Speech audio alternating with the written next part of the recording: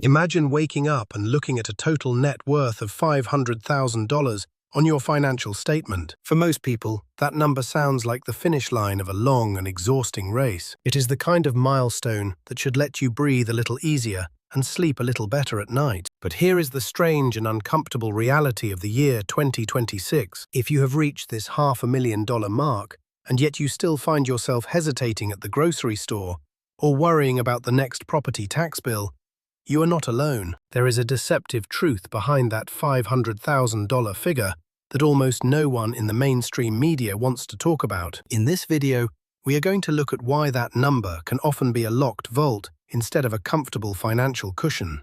We are going to peel back the layers of what it truly means to be worth $500,000 in today's economy and why your paper wealth might be lying to you. Before we go any further into the data, please take a moment to hit the like button and subscribe to the channel. Your support helps us bring these deep financial insights to more people who are trying to navigate their path to true freedom. Also, please leave a comment below, letting us know if you feel financially secure with your current net worth. Let us start with the most basic question that many people ask. How many households in the United States actually have a net worth of $500,000 or more? According to the most recent data from the Federal Reserve, the answer is about 29%. At first glance, seeing that nearly 1/3 of the country has hit the $500,000 mark sounds incredibly high. It might make you feel like everyone around you is doing much better than they actually are. But we have to remember that a household can be a married couple who has worked for 40 years, or even multiple adults living under one roof. When 2 or 3 people combine their assets, their retirement accounts, and their vehicles, crossing that threshold becomes much more attainable. However, when you look at individuals on their own, the share of the population hitting this mark drops significantly to about 15%. Suddenly, the number feels a lot more exclusive and harder to reach. At this point, many people imagine these households are living a life of luxury, or at least total financial peace. But that mental picture only works if you assume that $500,000 is sitting in a liquid investment account. The reality for the average person is almost the exact opposite. Most people who have a net worth of $500,000 do not have anything close to that amount available to spend or live on. A massive portion of that wealth is locked inside a single, non-liquid asset, which is their primary home. This is the part that most people completely misunderstand about their own wealth. In 2026, home prices have remained at historic highs, and property taxes have followed right along with them. If you bought your home 20 or 30 years ago, your net worth has likely exploded, simply because the market moved up around you. But as a person nearing retirement, this kind of wealth is what we call paper wealth. You cannot pay your medical bills with the drywall in your spare bedroom. Net worth is simply a measure of everything you own minus everything you owe. It is not a measure of liquidity or your actual spending power in your day-to-day life. Think of the first person owns a home worth $750,000 but still has a mortgage of $250,000. The remaining portion of their wealth is split between an old car and a modest retirement account. The second person chooses to rent their home, but has the full $500,000 invested in a diversified stock portfolio. On paper, these two individuals are exactly the same, but in reality, their financial lives are on completely different planets. The renter has a machine that is working for them every single second that the market is open. Their $500,000 is compounding and producing dividends and growth that they can access if they need to. While the house may appreciate at 3 or 4% per year, it also costs money every month to maintain. The return on that home equity actually declines over time as the mortgage is paid off and the equity base grows larger. Early in your life, when you have a small amount of equity, a small increase in home value feels like a huge win. But once you are 55 or 60 years old and you have hundreds of thousands of dollars tied up in a house, that money is effectively stagnant. It provides you a place to live, which is valuable, but it does not fund your lifestyle or pay for your travel. This leads us to one of the biggest misconceptions in personal finance today. Many people think that owning a valuable home automatically makes them rich and secure. When you drive up to a nice home in a good neighborhood with a 2-car garage, you certainly feel successful. But a home is not a retirement plan on its own, unless you are willing to sell that home, downsize, or move to a much cheaper area.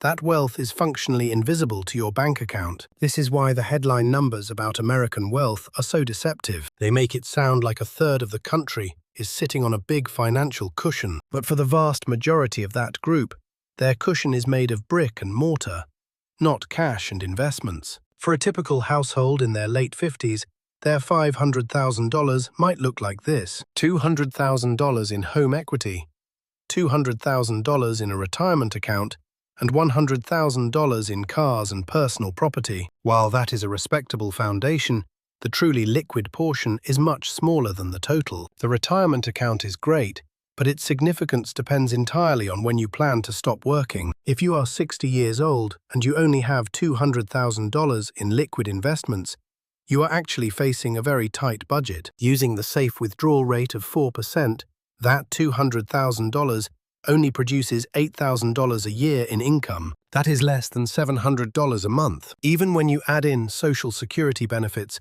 which average around $2,000 per person, you are looking at a very modest lifestyle. This is the hidden struggle of the American middle class in 2026. They are millionaires on paper if you include their homes, but they are living paycheck to paycheck in reality. The pressure of inflation over the last few years has only made this gap wider. Insurance premiums for homes have skyrocketed, and utility costs have reached new peaks. So, while your house might be worth more than ever, it is also more expensive to own than ever before. This brings us to a critical realization for anyone in their 50s or 60s. The composition of your wealth matters far more than the total number. If you want true financial freedom, you have to move away from accumulating dead assets and start focusing on productive assets. Productive assets are things like stocks, bonds, or rental properties that send you a check every month. The first million is always the hardest because you are fighting against your own spending habits and learning the ropes.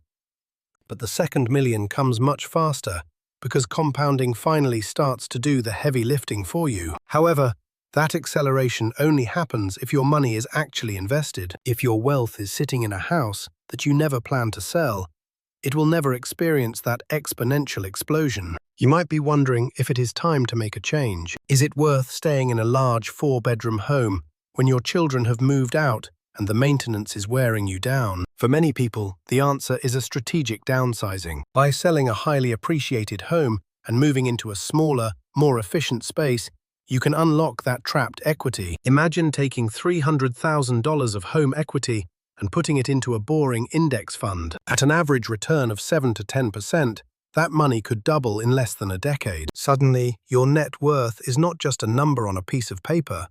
It is a source of real, spendable income. This is how you turn the illusion of wealth into the reality of freedom. It takes courage to walk away from the family home and the status that comes with it.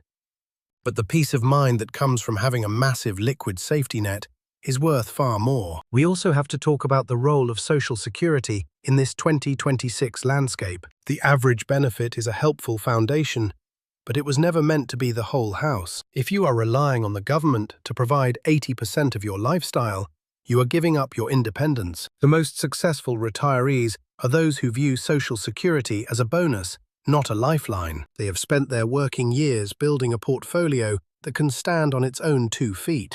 The people who understand how to make their capital work for them will thrive. The people who continue to measure their success by the size of their house or the brand of their car will struggle. It is a simple shift in perspective, but it changes everything about your financial trajectory. Before we conclude, I want to remind you to subscribe to the channel if you have not already. If you found value in this breakdown of the $500,000 net worth, please give this video a thumbs up. Also, do not forget to share this with a friend or a family member who might be feeling stuck in their own financial journey. The lesson we should all take away from this is that numbers can be misleading. A high net worth is a great start, but it is not the end of the story. You must look at where your wealth is stored and what it is actually doing for you today. Are you holding on to a locked vault? Or are you building an income machine? The choice. Do not wait until it is too late to unfreeze your assets and reclaim your time. True wealth is not about having a big number to show off to the neighbors. It is about having the freedom to say no to things you do not want to do and yes to the things that matter most. Thank you for watching and for being part of this community. We look forward to hearing your thoughts in the comment section below. Stay focused, stay disciplined, and keep building the life you deserve. I will see you in the next video.